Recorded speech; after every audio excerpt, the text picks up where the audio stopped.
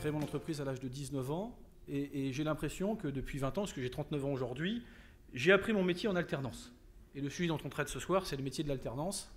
Et je pense que c'est la plus belle façon d'apprendre son métier tout au long de sa vie, mais j'y reviendrai juste après. Donc à titre personnel, ce métier de chef d'entreprise, je l'ai appris notamment au Centre des jeunes dirigeants. Durant 19 ans, on n'a jamais fini d'apprendre et on apprend toute sa vie.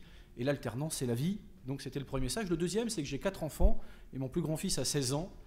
Et après des études un peu chaotiques, c'est pas qu'il ne soit pas un bon élève, c'est plutôt qu'il, globalement, l'éducation nationale n'est pas faite pour lui. Il ne s'y retrouve pas dans le système. Il est parti sur de l'alternance puisqu'il fait un bac pro. Il est dans un lycée horticole, dans l'aménagement paysager avec un employeur qui l'a pris pendant 3 ans en bac professionnel. Et donc je suis vraiment très, très attaché à l'alternance parce qu'on a quand même aujourd'hui 2 France pour notre jeunesse, qui est quand même l'avenir de ce pays. On a beau dire ce qu'on veut, si on ne mise pas et qu'on n'investit pas sur nos jeunes, on a une France qui demain sera une France en retard. Et au regard de la politique de la jeunesse qui est présentée depuis 15-20 ans, c'est-à-dire aucune, vous pouvez la chercher, hein, regardez, si le thème de la jeunesse est mis en avant, en tout cas dans la stratégie, il est mis en avant dans le discours, dans les actes, dans la presse, mais regardez sur le fond du sujet, comment est traitée la jeunesse, elle est relativement mal traitée. En plus, on lui laisse une dette de 1700 milliards, une planète dans un sale état, un taux de chômage est épouvantable, et donc, à mon avis, on devrait beaucoup plus respecter la jeunesse, qui est quand même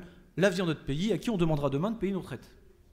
S'ils en ont une, parce qu'on leur dit que ça va être compliqué pour eux, et qu'ils devront travailler plus longtemps, c'est ce qu'ils demandent, sauf qu'aujourd'hui, le taux de chômage chez les jeunes est de 24%, 3 fois plus que la population active, quand ce n'est pas dans les quartiers sensibles ou fragiles, où le taux de chômage de la jeunesse est de 40%, ce qui est assez inacceptable dans un pays comme le nôtre. Donc cette jeunesse, c'est un défi d'avenir, c'est une priorité nationale, je voulais dire, au regard du chômage, au regard aussi de l'inadéquation entre l'offre et la demande. Il faut quand même savoir, de sources ministérielles, que seulement 46% des jeunes ont un emploi qui correspond à leur formation initiale. Ça veut dire que nous avons 54% des jeunes que nous avons formés vers une voie et qui n'ont pas trouvé un métier en adéquation avec leur formation. Alors c'est aussi un grand message d'espoir pour la formation en alternance, ça veut dire que, on a le droit à une deuxième chance, une troisième chance, en tout cas, c'est ce qu'on voudrait. Et donc, il faut voir les jeunes de façon systémique et pas voir les jeunes uniquement de façon cursus, lycée, collège ou formation, parce qu'on a aussi une difficulté en France, c'est qu'on est un pays de l'élitisme. On ne vise que le diplôme, à commencer par les parents, mais aussi l'éducation nationale. C'est-à-dire, on veut absolument que nos enfants passent le bac. Pourquoi, on ne sait pas, ça sert globalement plus à grand-chose, puisque les employeurs ne recrutent pas sur le bac, ils recrutent des BAP, CEP ou alors des études supérieures. Et on a quand même une France à 2 vitesses, on a la France de ceux qui sont bien nés, qui ont les bons réseaux, bien éduqués, qui ont les bons parents, qui ont les bons moyens et qui feront des études supérieures. Et on a une autre France, celle des enfants qui sont mal nés, qui n'ont pas les bons parents, qui n'ont pas les bons réseaux, qui sont nés au mauvais endroit. Et pour eux, ça sera plus dur, puisque les chiffres qu'a annoncé Luc Châtel, l'ancien ministre de l'Éducation nationale, l'année dernière, en octobre, moi, m'ont mis sur le cul, mais c'est comme ça chaque année. Chaque année, je m'assois pour ne pas tomber. 220 000 jeunes sont sortis en 2011 du système scolaire sans aucune qualification ni aucun diplôme. Sur 750 000 jeunes qui représentent une classe d'âge. 220 000 jeunes. Qui mettent en moyenne 3 ans et demi pour trouver leur premier emploi, et c'est un emploi précaire. Quand ce n'est pas une entrée en formation professionnelle qui fait que le jeune sort des statistiques. Puisque vous le savez, l'entrée en formation professionnelle sort les jeunes des statistiques du chômage. Ça ne veut pas dire qu'ils ont un emploi. Et ça, c'est relativement compliqué. Et donc, il faut les voir de façon systémique sur l'orientation. Et en la matière, la France n'est pas très douée. Son service d'orientation laisse à désirer. Et il faudrait réfléchir à la création d'un service public d'orientation qui soit en lien, notamment avec les besoins des entreprises. Il y a par exemple les BMO, les enquêtes en besoin de main-d'œuvre qui sont faites chaque année par Pôle emploi et qui mériteraient d'être regardées pour avoir une adéquation plus grande entre l'offre et la demande. L'entreprise aussi a à faire un effort sur tout ce qui touche à l'apprentissage, à l'alternance en général, au stage en particulier. Le CJD s'est beaucoup battu pour les STAPRO. On a réussi en 2008 à passer de 6 mois à 3 mois, et puis après, avec la crise en 2009, de 3 mois à 2 mois, c'est-à-dire le niveau de durée du stage pour être rémunéré. Avant, vous pouvez faire des stages de 6 mois sans avoir aucune rémunération. Maintenant, à partir du moment où il y a des stages qui font plus de 2 mois, il y a rémunération, et ça, on y est très très attaché. Et nous prônons encore aujourd'hui, même si c'est difficile, d'avoir une rémunération dès le premier euro pour éviter d'avoir des stages, photocopie ou machine à café, puisque si la première image qu'on donne aux jeunes quand il fait un stage en entreprise, c'est un stage qui ne sert à rien, qui n'est pas utile, qui ne donne pas d'utilité et de sens à son orientation, à sa formation ou à son cursus, c'est aussi sur ça qu'on se bat, c'est-à-dire que les stages soient intégrés à un cursus professionnel, c'est-à-dire qu'on ne peut pas faire de stage en dehors d'un cursus et d'un diplôme. ce sont des choses qui devront s'améliorer. Les entreprises ont beaucoup d'efforts à faire en la matière. On devra aussi réfléchir aux jeunes en termes de territoire, puisque les territoires, c'est l'emploi, c'est l'économie, c'est le développement, et pas sur des politiques nationales qui devraient s'appliquer partout pareil, puisque les territoires sont différents, les régions sont différentes. Pour avoir fait un tour de France et visité 110 entreprises dans le cadre du CJD durant 2 ans, je peux vous dire que les territoires n'ont pas les mêmes besoins et qu'il faut donc réfléchir à des politiques territoriales, notamment au niveau des régions. Dans la tête des entrepreneurs aussi, je vous l'ai dit, il y a beaucoup à faire. On a souvent une vision des jeunes assez décalée. On trouve que c'est des feignants, qui ne veulent rien faire, qui ne respectent pas les règles.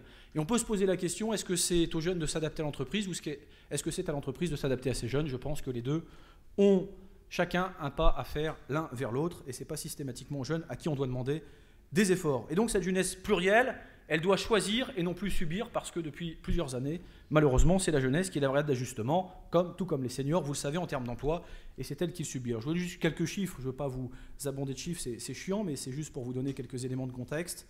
64 à 80% de notre génération ont le bac. Je vous ai dit, il y a 220 000 jeunes l'année dernière qui sont sortis du système scolaire, c'est en moyenne 150 à 220 000 par an, 58 000 au niveau des collèges, 105 000 au niveau des lycées.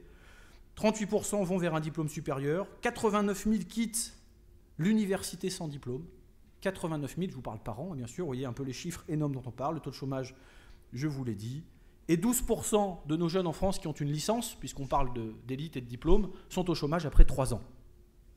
Il faut qu'on se pose des questions sérieusement, vraiment. À quoi ça sert d'amener un jeune bac plus 3, bac plus 4 ou plus, si c'est pour en trouver 12% au bout de 3 ans? Encore au chômage, on voit bien qu'il y a une inadéquation entre la formation dispensée et les besoins des entreprises. Je vais aussi vous dire un mot en termes de chiffres sur la précarité de l'emploi. Pourquoi? Parce que ces jeunes, globalement, si on les ventile à l'échelle nationale, 6,6% de nos jeunes, donc de 15 à 25 ans, sont des intérimaires. 15,3% sont des apprentis. Et ça, c'est très bien. L'une des meilleures façons d'avoir un emploi, c'est l'apprentissage. L'apprentissage permet à 85% des jeunes d'avoir un emploi en CDI, en sortie d'apprentissage. Seulement, vous le savez, l'apprentissage est aujourd'hui la poubelle de l'éducation nationale. Il suffit de rater son BEPC pour savoir qu'on ne vous envoie pas au lycée, mais qu'on vous envoie faire un CAP BEP. Puis quand vous êtes un peu conseillé, plutôt un bac pro, c'est ce qui est arrivé à mon fils. On lui a dit surtout pas un CAP BEP, on envoie tous les nuls, ceux qui ne sont pas capables d'aller sur un bac. On voit bien, encore une fois, la problématique de l'orientation. 26,4% sont en CDD et 49,7% en CDI, ce qui est plutôt pas mal. Alors on a réfléchi au CJD à quelques pistes relativement intéressantes. Le guichet unique des métiers, on pense qu'il y a une réflexion à avoir sur les jeunes, parce qu'il y a un test qui a été fait, assez intéressant, sociologique, sur la façon dont pensait un jeune. Et on s'est aperçu que jusqu'à globalement 21-22 ans, quand vous dites à un jeune, est-ce que tu veux 50 € tout de suite ou je te donne 200 € dans 6 mois, il prend les 50 € tout de suite. Et ça a démontré non pas qu'il dit ici et maintenant, et tout de suite file-moi le pognon, ça veut juste dire qu'il y a chez nos jeunes, sociologiquement, une incapacité à se projeter dans l'avenir.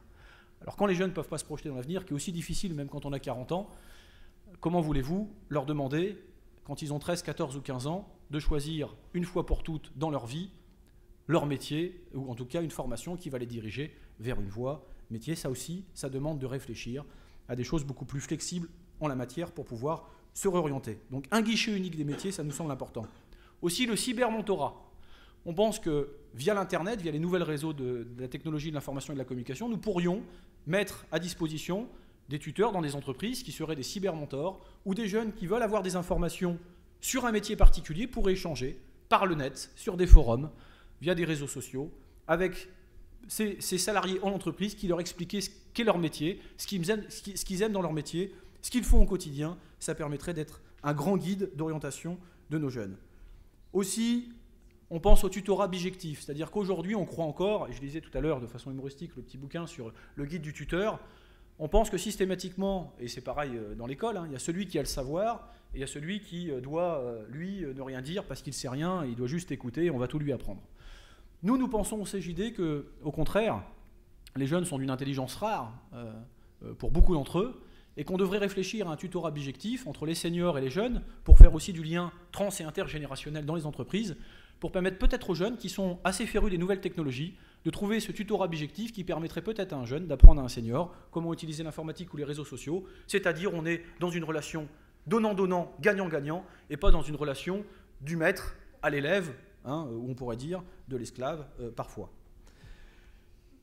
Donc l'alternance, et c'est le sujet de ce soir, les remises montrent ce soir tout ce qui est fait de façon brillante par beaucoup d'entreprises et par beaucoup de jeunes en alternance, est une voie d'excellence. Et il faudra la développer, il faut la développer, et on s'est beaucoup battu avec Xavier Bertrand sur ce sujet au niveau du CJD. On pense aussi, et on a fait des propositions en ce sens, sur les bourses d'entreprise. À l'instar de ce que fait l'État quand elle finance les études, on pense que des jeunes qui n'auraient pas les moyens financiers pourraient trouver des entreprises qui leur financeraient via des bourses leur formation, puisqu'il y a des jeunes aujourd'hui qui ne font pas de formation, alors qu'ils les choisissent uniquement pour des questions d'argent, voire même pire, puisque j'en ai vu en intervenant dans des collèges, des lycées, ou voire dans des chambres de commerce, enfin dans des écoles de commerce, des jeunes qui s'endettent. Et je rencontrais une petite jeune qui avait 21 ans, et elle m'expliquait qu'elle avait fait un crédit de 40 000 € pour faire son école de commerce, 3 ans à 8 000 €, 24 000 €, plus son logement, plus sa bouffe, plus son transport et sa voiture, et que donc elle travaillait en dehors de ses études, le soir, le week-end, pour pouvoir rembourser son crédit pour faire ses études. Qui, ici dans la salle, qui a un emploi avec les 35 heures, bosserait 70 heures par semaine et trouverait ça normal? C'est malheureusement souvent ce que l'on offre à nos jeunes, et donc il faut réfléchir à un mode de financement pour que nos jeunes puissent apprendre sans avoir ces difficultés. Donc la bourse d'entreprise nous semble une solution. Aussi, repenser le financement de l'alternance nous semble quelque chose d'efficace, notamment l'apprentissage qui aujourd'hui mérite d'être regardé de près. Et puis, on pense aussi, et ça n'a pas été le cas, j'attendais beaucoup de la réforme du Conseil économique, social et environnemental, puisque le président de la République, l'ancien Nicolas Sarkozy, avait parlé d'un taux de jeunesse. Il faut impliquer les jeunesses dans les instances décisionnelles. Ça n'est malheureusement toujours pas le cas. Et nous, par le CJD, sans des jeunes dirigeants, on a une moyenne d'âge de 40 ans, donc c'est quand même des jeunes un peu vieux, mais bon, aujourd'hui, l'âge se discute, c'est aussi un peu dans la tête.